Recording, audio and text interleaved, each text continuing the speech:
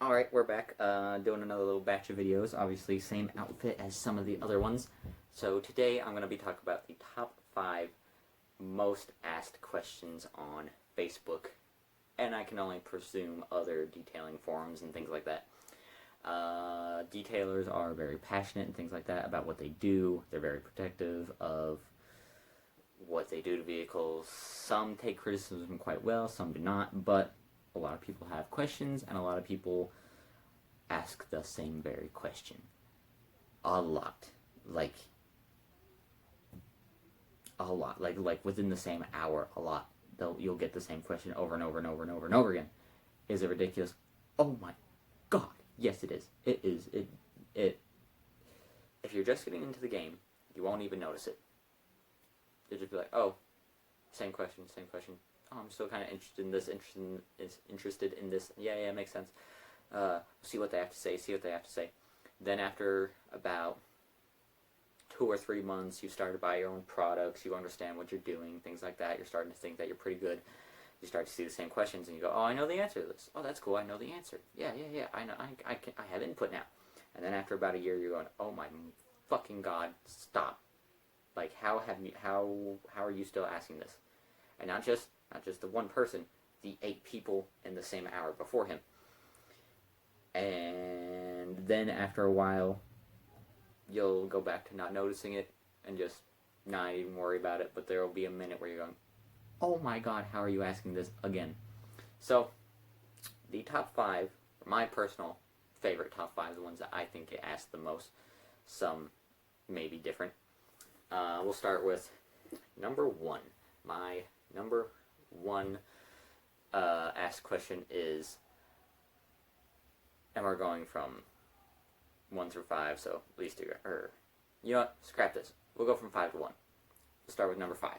The number 5, because this just makes more sense. So, number 5 on the most asked questions is, how much to charge to detail a boat? Now, if you ask this question, you are going to get $12.50 an hour, or $1 an hour. $12.50 an hour. That is what you are going to get the answer. That is pretty universal. And even me saying this, I realized that I messed up. It is $12.50 a foot. Boats are all based by feet. Sorry, I said hour. Whenever you're asking about a boat and detailing in regards to talking to a client, you always ask how many feet it is, or if they don't know, an estimation, and then you charge $12.50 per feet. If it is 10 feet, that's $125. Just times it. It's really easy. 10 feet is quite small. Most boats that need to be detailed and things like that are more like in the 22-ish feet that have like a nice gel coat and things like that. At least I haven't seen many 10 feet options that are typically wanting to be detailed. Most are all decently sized. Speedboats, things like that, have some length to them because they're the ones that want to be looking the best. Even though they're going to get in water and you're not going to really be able to see them, people still like their nice things to look nice when they can see them. So, when someone asks, how much should I charge to detail a boat? $12.50 per foot. Boom. Done. Alright. Number 4. Number asked question is, what is the best wax? Yeah. This one is really hard because it's personal preference, and that is not an answer that really helps a lot of people, but that is the truth. I personally like, in fact, 1 second.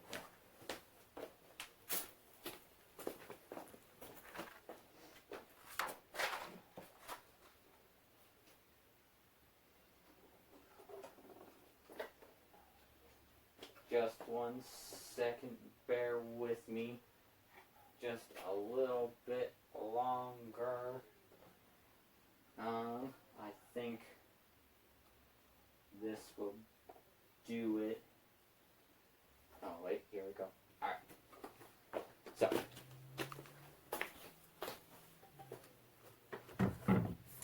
I've gone over waxes before. I have a video all about if liquid wax should still be something used. Yes, but Here's a wax I like to use. Here's a wax that I like to use. Here's another one. Here's one more. I like all these products for different reasons. They all do something that I like, that I feel that I can keep them on my shelf. And this is even turtle wax. But I like it. This stuff's good. This is good. And this is good. Those were easy to see the label. This is ceramic liquid wax. Really good stuff. So, what I mean by personal preference is, how do you want to act? How long do you want it to go for? Things like that. If you just want, what does someone like to use, which is a very different question. If I had to pick out of these three, no, I'd go this one, the ceramic paste wax, or ceramic liquid wax. I would say that is my favorite. But that's what I like to use. Is it the best? No. That doesn't mean it's the best. It's just what I like to use. It's what I like to apply. Technically, someone may think that this is the best. They think this is easier to apply. Maybe they think it gives better gloss. Don't know. Maybe someone doesn't like using liquids and only wants sprays. Technically, this is also liquid, but you kind of understand the difference. This is applied through applicator. This is sprayed on. Same with this. So, someone might like the green bottle. This is one of those that you have to figure out what you like yourself. Maybe you don't even like using waxes. Maybe you try getting waxes and they don't do what you quite think they did. They don't give enough gloss. They don't give enough protection, and you go straight to sealants. Great. Perfectly fine. That works. Asking the best of a product in a world like this doesn't quite work. Because everyone has their own preference, and also depending on your area around the world. If you live in the UK, Adams is going to be pretty hard to get, just like certain products from the UK, like Angel Wax, which I don't know if is UK based, but it is fairly hard to find a dealer in the US that has it. There are some, but it's a little bit harder than just typing in Angel Wax and finding it. So, what is the best wax? There isn't one. Not right now. This is just, everything is always evolving and changing. Are there some obsolete options? Probably. Do I know them? Not yet. Give me 20 years and we'll probably be there. Who knows? Maybe this stuff would just throw it away. As of right now, don't know. Alright, so let's go to number 3. Now, I'm going to show a photo right here.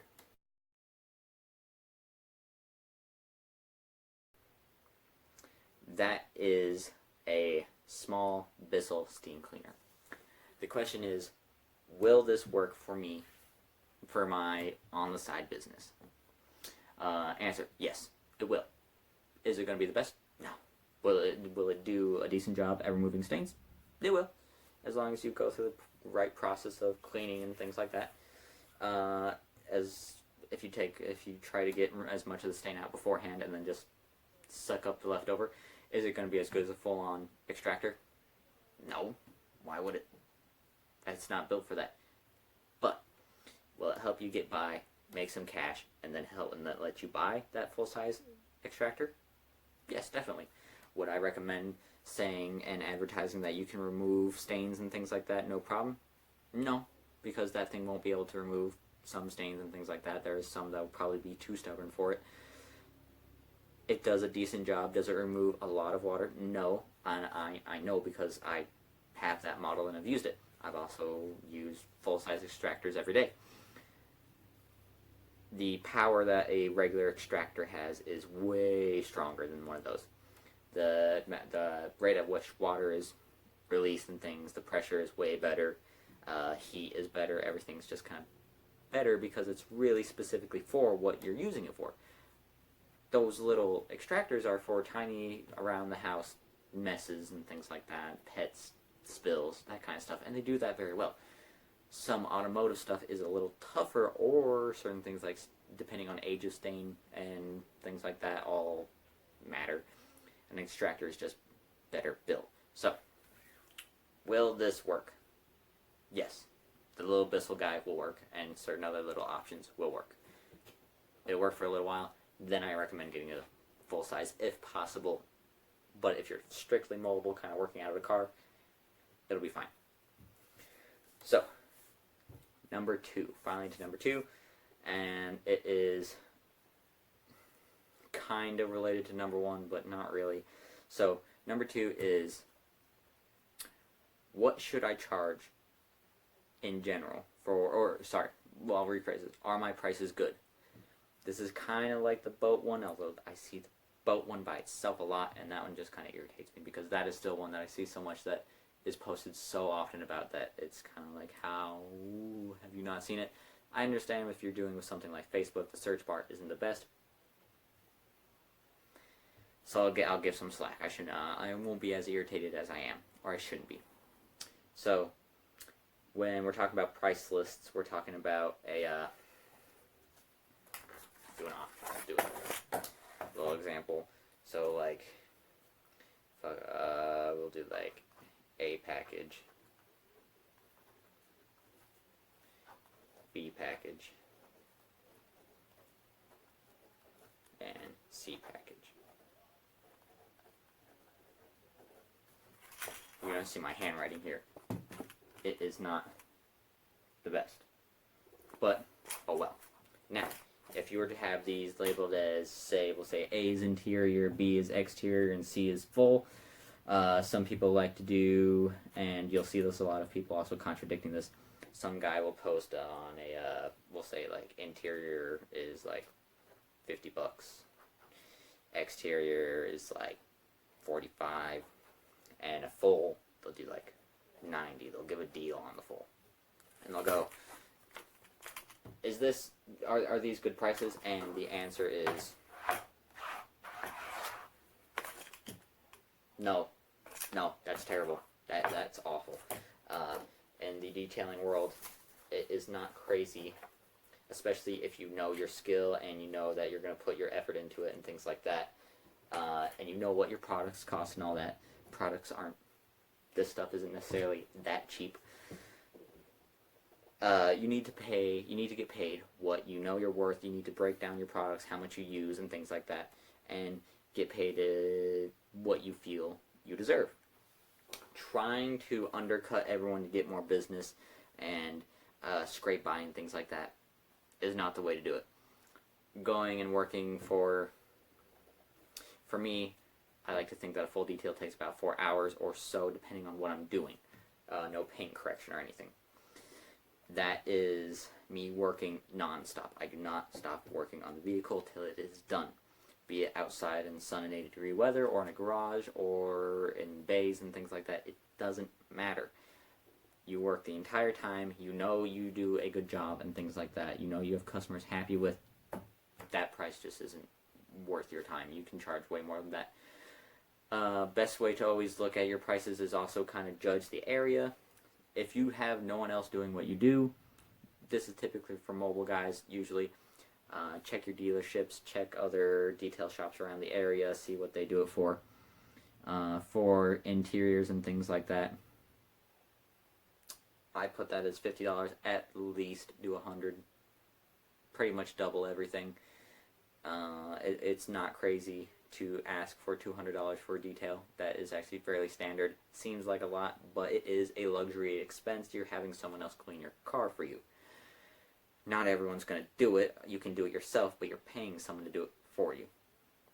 So you have to pay a price. And if you know that you're going to put your all into it and things like that, definitely charge more. So that's how that question's answered. Don't really have a short version. So are X prices okay? Typically not very many people overprice. That's actually very, very, very rare. And typically the people that do charge a lot are typically ceramic coating and have been in the business for a while because they feel comfortable charging that much because they know what they're doing. Some people like to charge over $1,000 for certain services, and that's not crazy at all. So, is blank price good? Probably not. Typically not. Not very many people get it right their first time, which that is something that I like to help answer and things like that as much as I see it. So enough about that. Get into the number one question, and this one probably bothers me the most, and that's probably why it's number one. Probably because I see it. I see it and I remember it more than others. And who knows, maybe wax is, what's the best wax is probably asked more. Or what is the best blank product, wheel cleaner, all those probably asked more. But this one gets me the most. It is, what is your process? Or list your guys' process from start to finish, interior and exterior and things like that. What's your process? What's your process? What's your process? I don't know why this one bothers me so much, but it does. I just figure it out yourself. Figure out what works best for you. If you have no idea what you're doing, saying like, hey, how do you guys wash a car, is a little different than someone who is, I mean, technically everyone's trying to learn. I get it. But I have my process as a way to make myself better than everyone else in my area, to make sure my details are above and beyond the quality that and beat the expectations of the customer. Now, me telling you my process doesn't mean you're going to give the same results as me, but that doesn't mean that I'm going to tell you exactly how I detail a car so that you can start detailing it the same way. Because technically, if we're all doing this as a business, if you're messing up, then I'm doing better, and that can't change that. So it is extremely rude. That is a really rude answer, and I get it, but that's how it works. That's how business works and things like that. I would love to help you and everything with that, but that's something that I just don't feel comfortable divulging and stuff like that. Maybe giving like do you do interior, exterior first? Especially if it's someone like a Weekend Warrior or something like that. Sure, let them know. And everyone always has a different answer for that. Some like doing interior, some like doing exterior. So there's no right answer for that. Again, this is one of those like do what you like kind of things. You know, figure out what you want to do. But when it comes down to process, professional detailers are the way they are to make money, and can't really afford to screw that up for everyone else. Me personally, some people don't mind. They list their whole process. They write their paragraphs and paragraphs of what they do, and that's totally good. Makes sense. I get it. But it's just not for me. And hopefully the way I explain it makes sense. So, those are my top 5. Those are what I consider the most asked questions on. We'll just go off of Facebook detailing, because I know that's where I get a lot of my information. Who knows, Reddit and stuff may have a lot of the same questions. I don't use those sites very often. If you are wanting to learn, even though these are asked questions a lot and everything like that, there's still some good ones out there. Facebook detail forums are a really good place to learn and ask questions, especially for one-off things that like maybe you have never run into, and things like that. Asking what the best wax is isn't really one of those. Again, I would much rather those questions be phrased, what's one that you like? What's a product that you feel gives you good results? What is everyone comfortable with? Things like that. But straight up asking, what is the best? That's not the way to do it. So, we'll end there. As always, like, comment, subscribe. If there's anything you did like in the video and anything you did not like in the video, post it down below. I would love to see what anyone has to say, especially if you made it this far into the video. This is 19 minutes, so that's quite a while. So, we'll cut it off there, and I will see you in the next video.